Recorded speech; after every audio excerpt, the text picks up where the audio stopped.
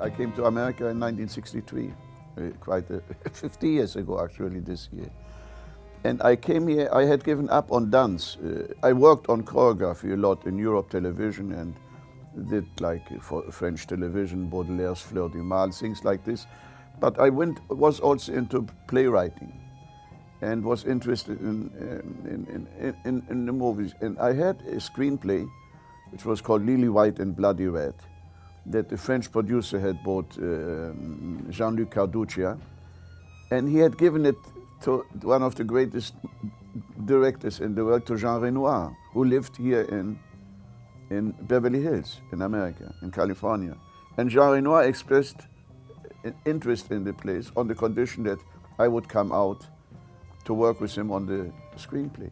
To assert myself artistically here, I accepted to take over the artistic direction of the Los Angeles Ballet. It was called at that time Western Ballet of Los Angeles.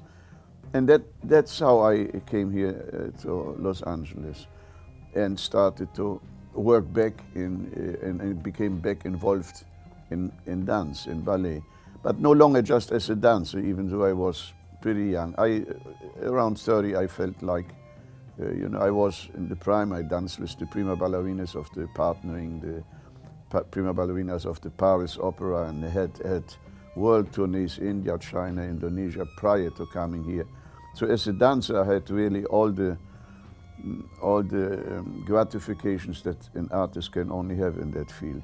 And that was the beginning of my being here. Then when the Los Angeles Ballet fell to pieces, I created my own company. And for many years, I had my own ballet company, the Venta Ballet of Los Angeles.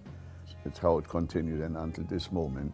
I had been trained in pure ballet and Russian dominated and danced all the classes from Swan Lake to, all the Tchaikovsky ballets, Coppelius and all. I was, from the very beginning, interested in choreography. I started relatively late. In all my, let's say, recitals of full-length evenings, I would have half of the dances would be like traditional ballet and half my own choreographies, which always went a little beyond. I found just as ballet had the limitations of its academic tradition and continues to have, so pure modern for me did not have the range of technical possibilities. And so the two of them are practically fused in my present concept of dancing. So what I'm doing is rather a style beyond ballet. That is essentially what interests me in dance. Being able to tell in my way, stories, that reflect my philosophy as well as my ideas, and my creative ambitions. It could be done also, let's say, what I want to do in a theater. But doing it in a dome, in association with Vortex, would give a range of possibilities that I, in a normal theater, couldn't have. I call myself a visual poet. I basically do a lot of 3D animation. I like to work in immersive medias. I used to do a lot of art direction for rock videos, films, storyboards, concept stuff, game work, visual effects. But then when I started working in domes, I really became enchanted with working in immersive media. I think looking over it again and seeing it, I think it came together really, really well, actually. I was really pleased every time I've looked at tapes of the performance. I think that the stage was very small, so that alone necessitated that the dancers' movements be more confined, that the dancers' movements be extremely precise and have a lot of acting involved in their dancing. So what he did was kind of more of a combination of acting and dancing, kind of motions to convey a story and dancing. Sometimes when you have traditional ballet, what you see are the traditional ballet movements. Oh, we have an arabesque. Oh, we have, a tendu, whatever. When I was watching his dancing, the movements all had meaning, so I wasn't looking at it that way. I wasn't looking at, oh, arabesque, tendu, changement, whatever. They had meaning. Everything was there to give it meaning. And I think it worked out very well that way.